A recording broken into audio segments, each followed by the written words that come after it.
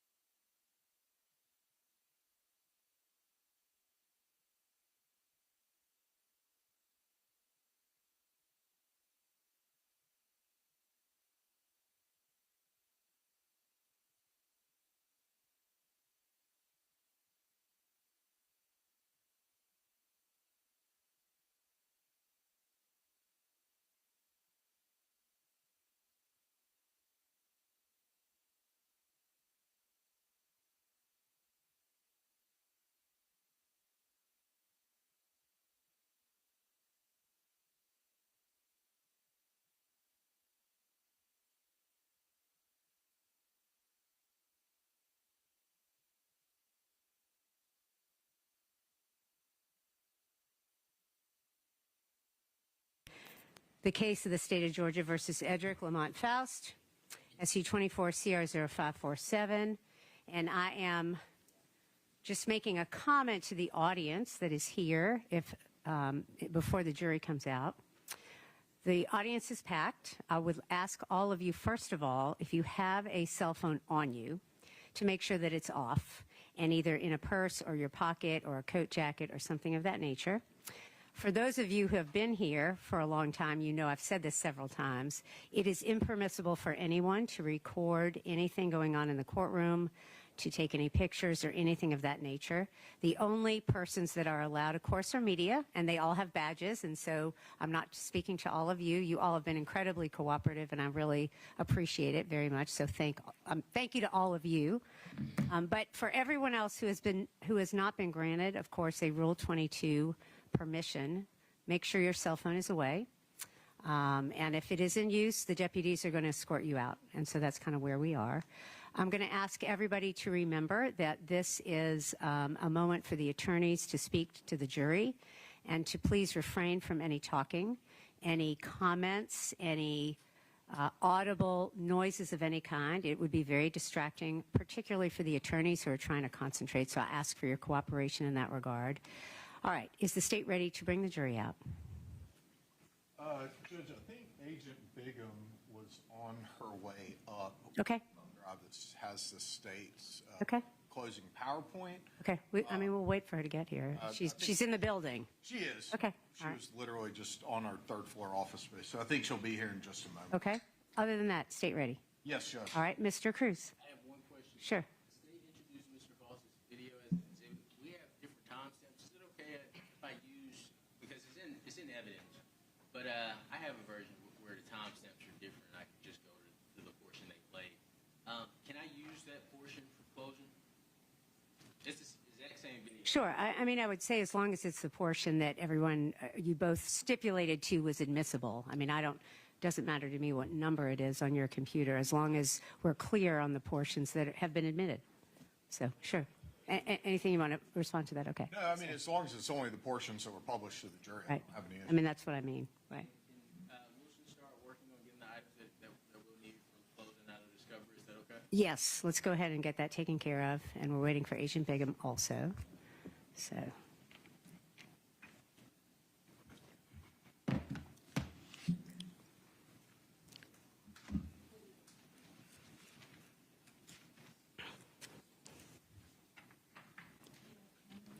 I guess while I'm thinking about it also, this is not for the attorneys. This, again, for the audience, I'm going to ask that you all remain seated until we take a break. It may be that somebody does need to leave, and I certainly understand that. But if you can limit, please, your entering and leaving and coming back into the courtroom, it would be very much appreciated. It's really distracting for the attorneys, quite frankly, and I certainly want to give them all the most opportunity they can to concentrate. So I thank you in advance for your cooperation. I'm going to go briefly to begin with, and then, and then I'll conclude. Yeah.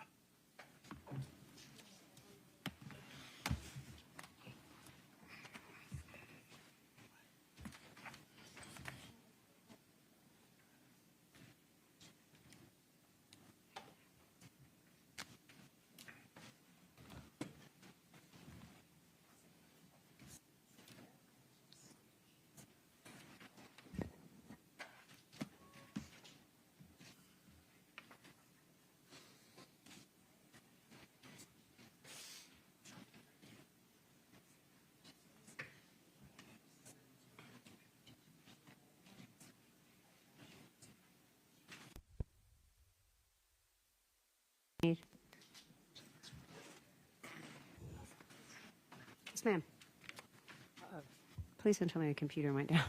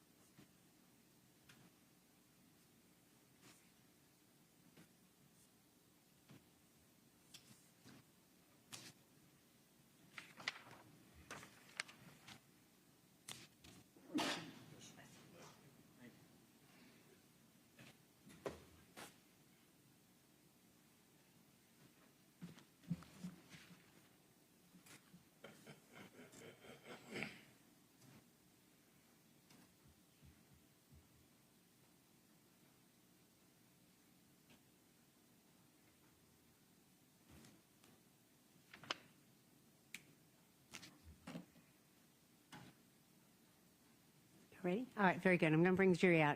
Once again, counsel, we all ready for the jury? Yes, ma'am. Mr. Yellemanchili? Yes, Your All Honor. right, very good. You may bring the jury out. Thank you.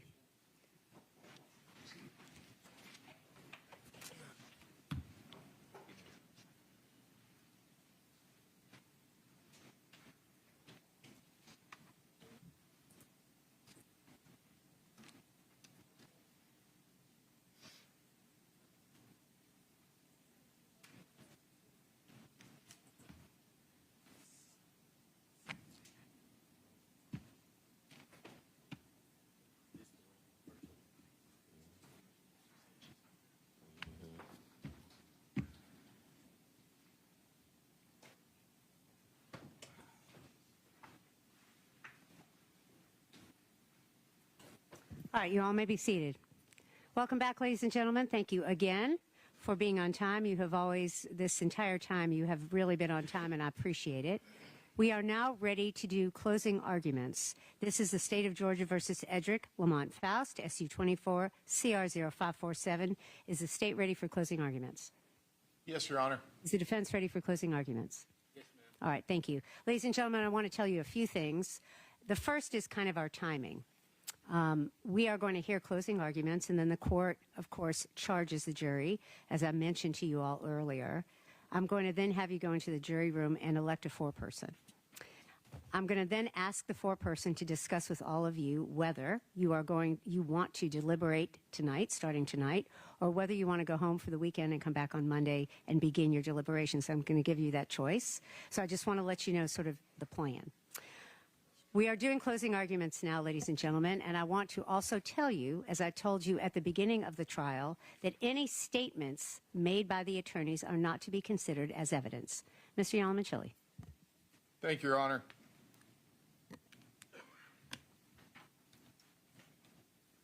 Court bears with me for just a moment. I'm going to reposition the podium.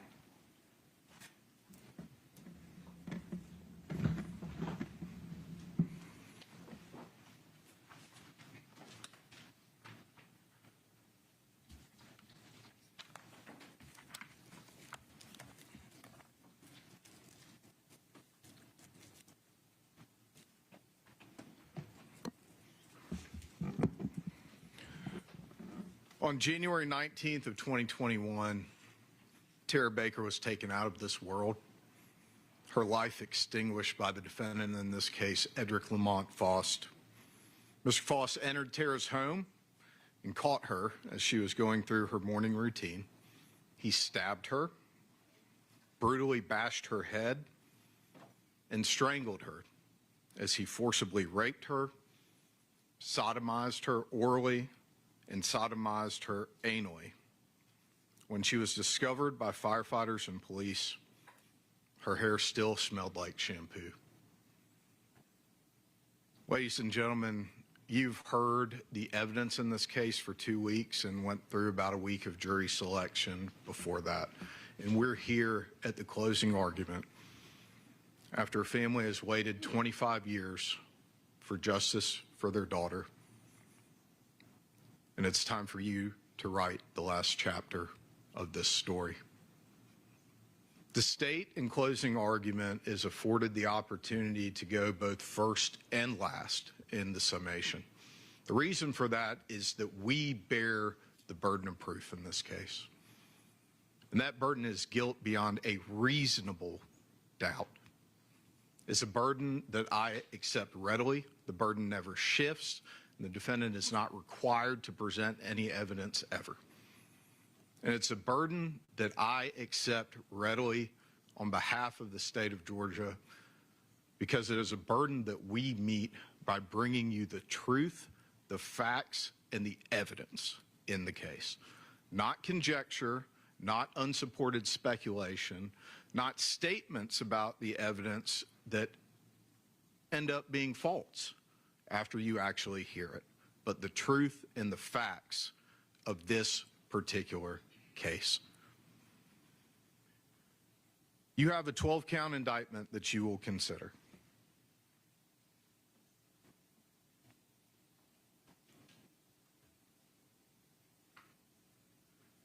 And during this initial portion of our closing argument, we are not intending to tell you the same things that we're going to tell you at the end.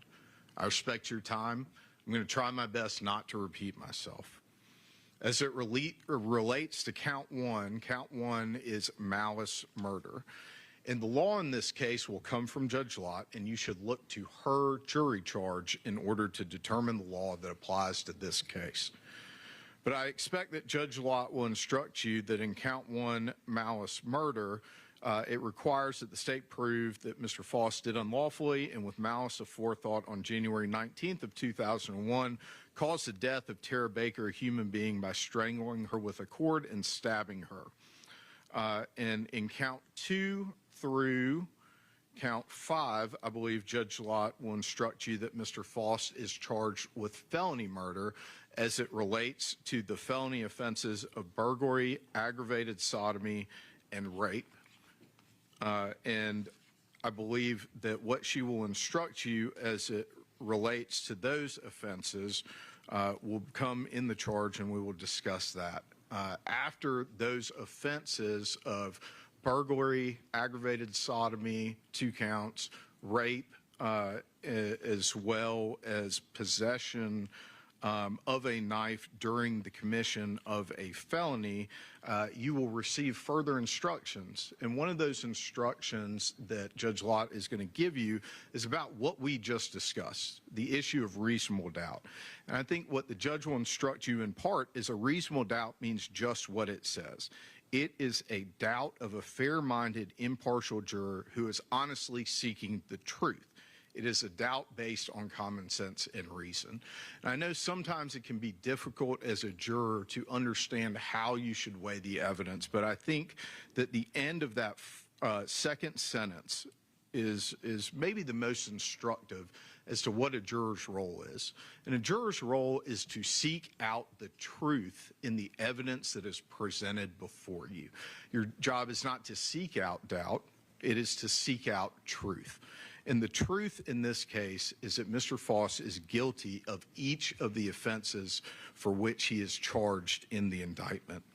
I think it's important when we discuss malice murder to talk about what is required of the state in order to prove that. The state does not have to prove premeditation. The state does not have to prove motive. Malice aforethought in the state of Georgia does not mean premeditation. The state has to prove that Mr. Faust caused the death of another person, Ms. Baker. He did so unlawfully, meaning without any type of justification, and he did so with malice aforethought. And malice, as the term is used here, is not necessarily ill will or hatred. It is rather an unlawful intent to kill. This, as I stated before, the state does not have to prove premeditation in order to prove murder. If a killing is done with malice, it is murder regardless of how briefly the malicious intent existed. No specific length of time is required for malice to arise in the defendant's mind.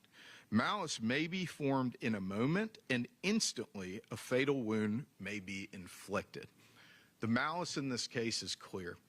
I'm not going to display in front of you now those images from both the autopsy and the crime scene that you've been subjected to.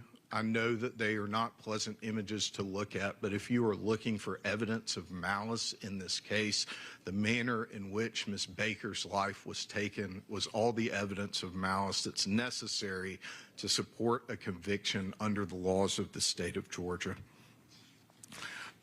I think that the judge is also going to instruct you on felony murder. And although she will give you an instruction at the end, I think it's worth bringing up for you as you consider the evidence as argued to you by the attorneys in these closing arguments.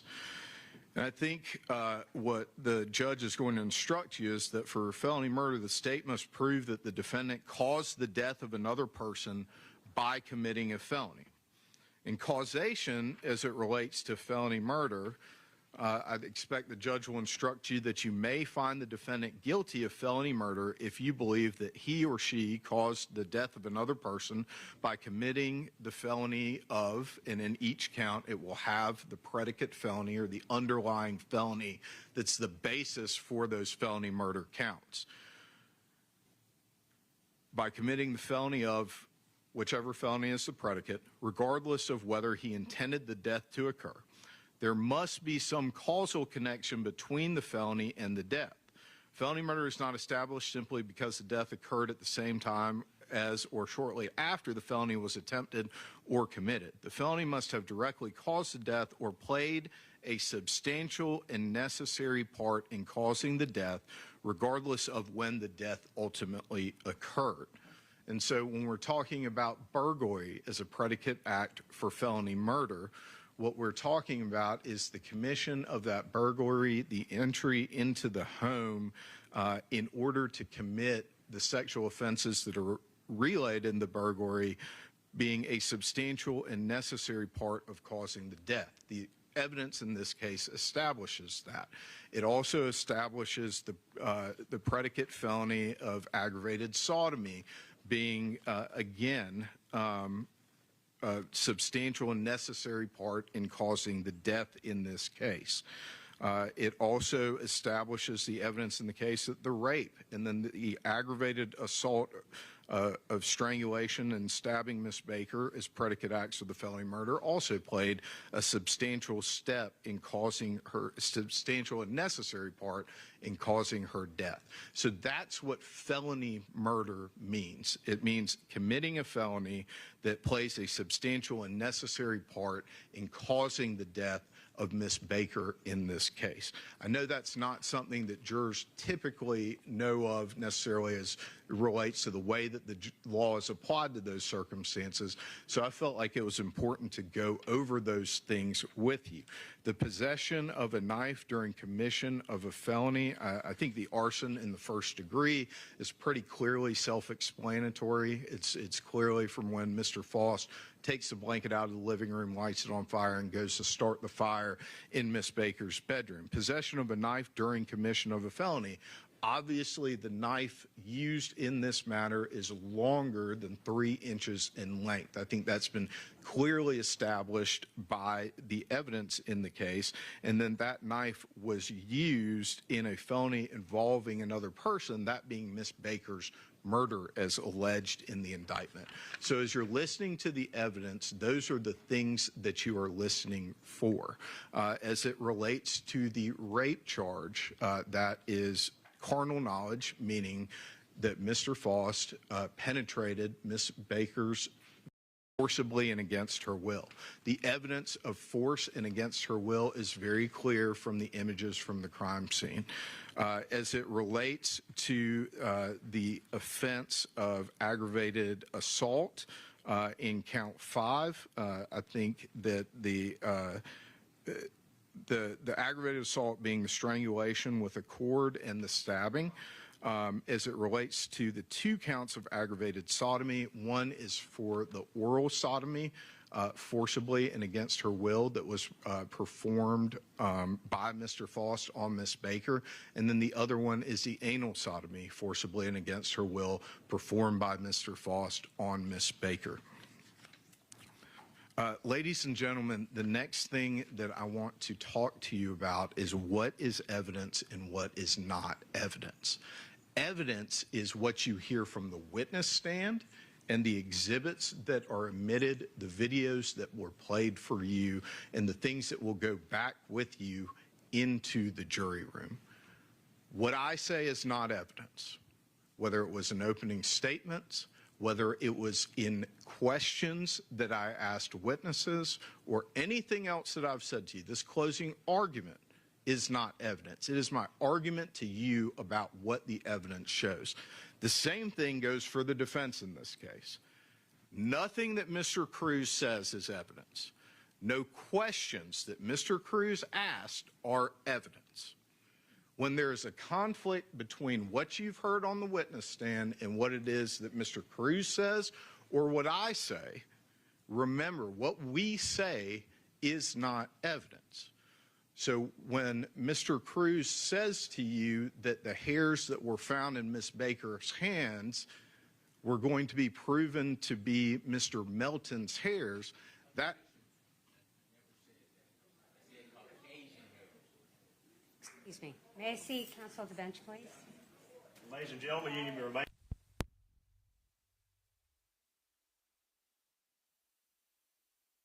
Another outburst like that, those of you who have made the outburst are going to be asked to leave and you will not be able to return. I don't know if everyone who made a comment heard me say this when I first got started, but this is a, well, I'll just leave it at that. If there are any other comments like that by anyone in the audience, I'm going to stop the proceedings. You will be escorted out by the deputy, and you will not be able to return. And that goes for everybody that's in the audience. And I hope that I've made myself clear about that. Thank you very much. All right, your objection is?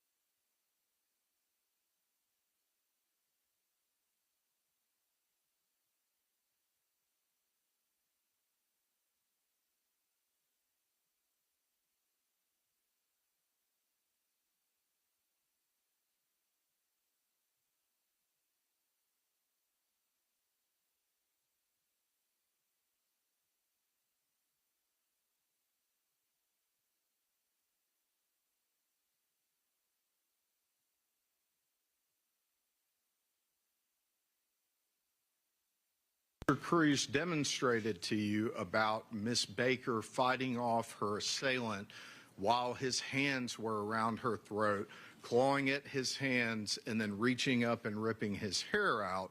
Remember what the evidence actually was. The evidence that actually came from the hair analysis told you that the hairs in Ms. Baker's hands were her own hairs. Okay, so remember that when we're talking about what the attorneys say versus what the evidence is.